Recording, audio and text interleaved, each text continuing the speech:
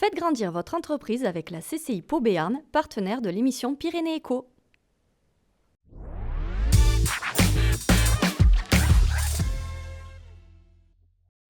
Bonjour à tous et bienvenue pour la deuxième émission Pyrénées Éco de l'année. À mes côtés, Pierre Evon. Bonjour Pierre. Bonjour Bruno.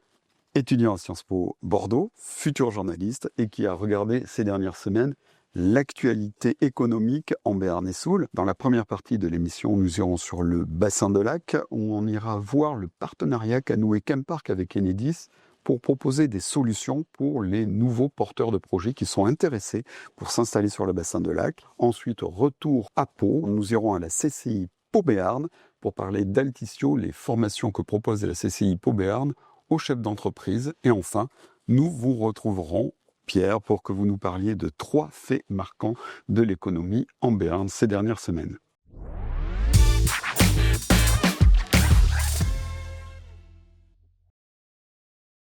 Nous sommes sur le bassin de lac, chez Chempark, où Audrey Lebars nous reçoit. Bonjour Audrey. Bonjour.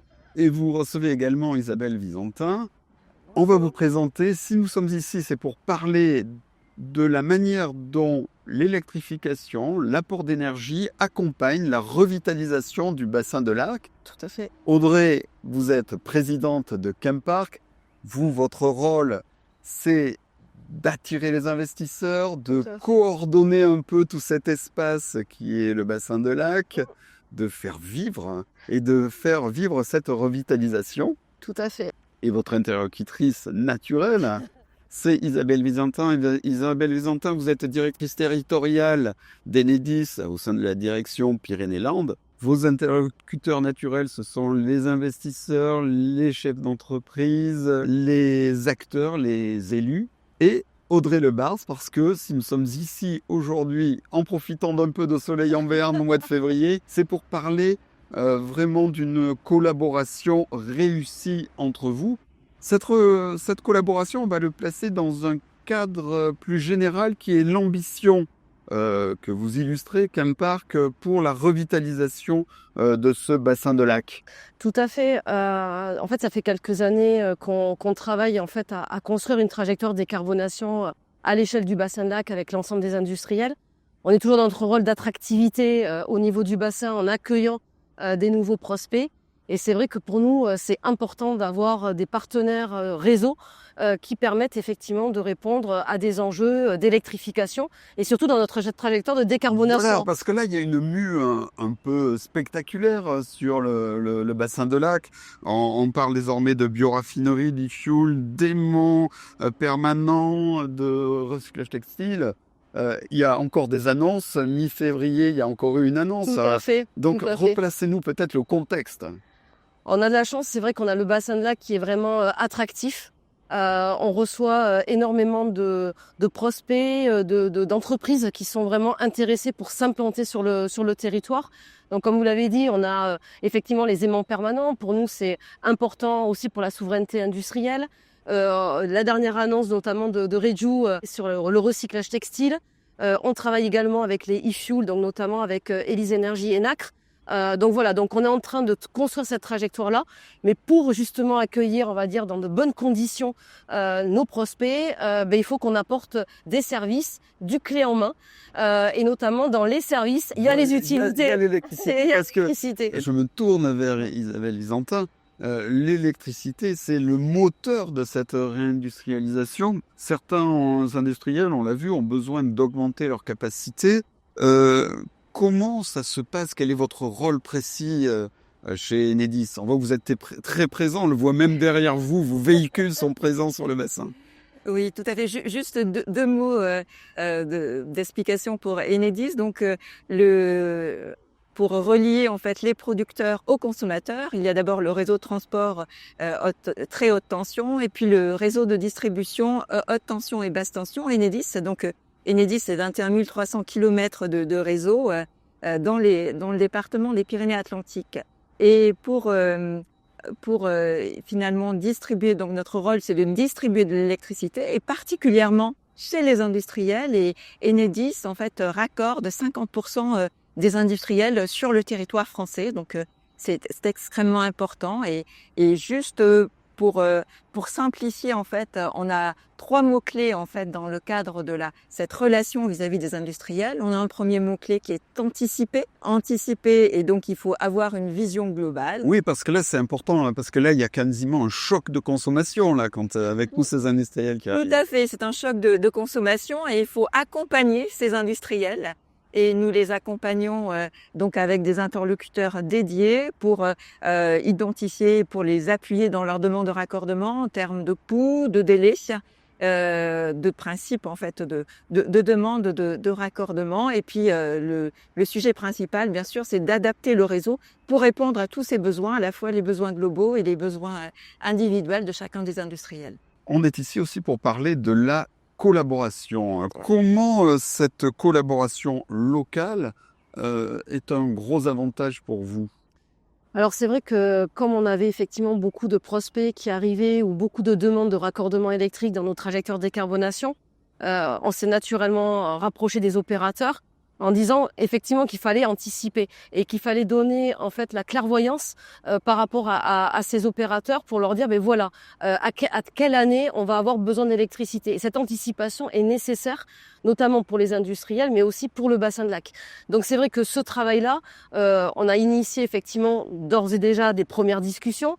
C'était des réunions toutes simples et on a réussi à contractualiser pour pouvoir aller beaucoup plus loin et travailler vraiment main dans la main. Donc on se réunit. On m'a même parlé de mode commando.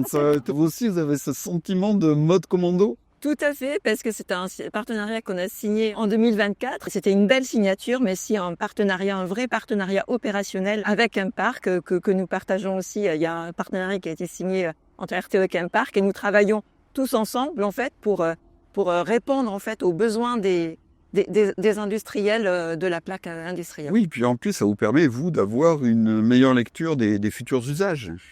Tout à fait, on parlait tout à l'heure de vision globale et c'est ce que nous apporte Chempark, en fait, cette vision globale. Et puis, Chempark nous identifie auprès des industriels de manière à pouvoir les accompagner au mieux dans leur installation sur la zone de lac. Pour vous, c'est même en termes de communication, quand vous voyez un nouvel investisseur, vous arrivez avec votre package. Vous avez le foncier, vous avez les services et parmi les services, l'énergie.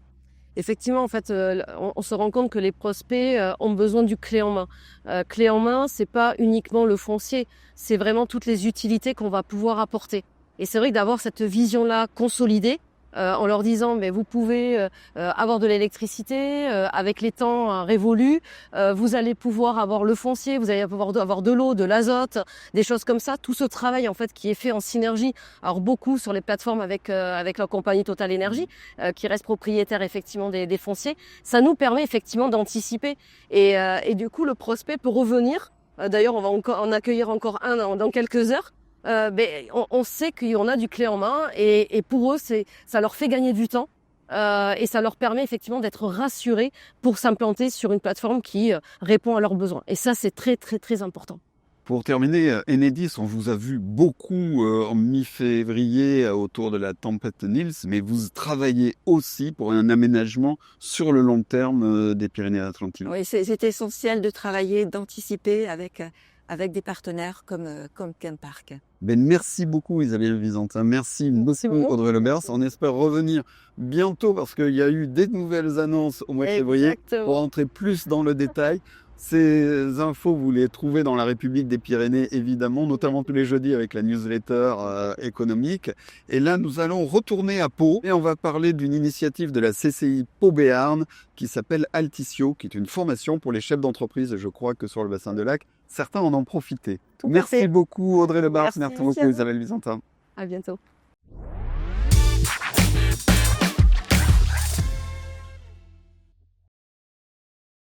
Pour l'actualité de la CCI Pau Béarn ce mois-ci, nous allons parler d'Altissio avec la responsable de ce programme, Sophie Méliande. Bonjour. Bonjour. Alors, en 2 minutes, Altissio, c'est quoi ? Alors, Altissio, c'est le programme de formation à destination des chefs d'entreprise du Béarn. L'idée, c'est de proposer à un petit groupe de dirigeants d'entreprise, toute activité confondue, 8 sessions de formation étalées sur l'année, avec des formations de demi-journée. On a essayé de se mettre au rythme du dirigeant d'entreprise, qu'il n'y ait pas trop de contraintes. On a étalé les formations sur l'année. Quels sont les thèmes de ces formations? Est-ce qu'il y a différents modules? Alors, il y a différents modules. On a essayé de répondre aux problématiques directes des chefs d'entreprise.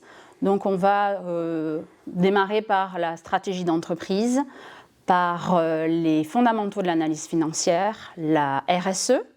Ça va être du management, la communication, la visibilité, enfin voilà, toutes les thématiques de la vie d'une entreprise. Et quels sont les atouts de ce programme Altissio? Ce programme en petit comité permet vraiment de pouvoir échanger entre dirigeants d'entreprise, c'est ce qui ressort le plus. Ça permet de prendre du recul, de pouvoir échanger sur de l'expérience, des retours d'expérience, sur les problématiques. C'est aussi une boîte à outils? Il y a effectivement à chaque fois une remise de méthodes et d'outils à disposition des dirigeants qui puissent les mettre en place directement dans leur entreprise après la formation. Un autre atout, c'est le financement d'Altissio. Oui, le dernier atout, c'est le financement du programme Altissio qui peut être pris en charge de diverses façons, mais souvent par les OPCO. Ça fait quelques années que Altissio existe. Quels sont les retours que vous avez? Les retours sont très positifs. On a créé 5 groupes en 2-3 ans. L'année dernière, les 3 groupes qui se sont terminés souhaitent renouveler des sessions, des modules de formation. Donc on va repartir ensemble sur de nouveaux modules. Je suis chef d'entreprise, je veux intégrer le programme Altissio. Comment faire? Vous téléphonez à la CCI et je me ferai un plaisir de vous accueillir dans le nouveau groupe qui démarre au mois de mars.